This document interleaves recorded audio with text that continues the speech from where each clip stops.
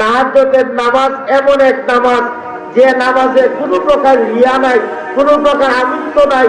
এমন সময় আপনি উঠবেন যে সময় আপনার বিবিও আপনাকে দেখবে না, আপনার সন্তানও আপনাকে দেখবে না, আপনার বন্ধু বান্ধবও দেখবে না, আপনাকে দেখে আপনার সুনাম করবে না। আপনি আর আপনার মালিক, গোলাম আর মুনিবের কথা হবে, সেজদায় যাবেন। আমি আপনাদেরকে গ্যারান্টি দিয়া বলি, আপনার ইবাদত, আপনার খুরাক যদি হালাল হয়, সেজদায় গিয়া তাহাজ্জুদে যা চাইবেন আমার মালিক আপনাকে তা দিয়ে ভরপুর করে দেবে। তবদির নিয়ে দৌড়ান কেন? তবদির দিয়ে আপনি কি করবেন? সেজদায় করেন, আপনার বিপদ সেজদায় করেন, আপনার মালিকের কাছে চান। আমার মালিকের ভান্ডারে কমতে আছে নাকি? কি বলেন আছে?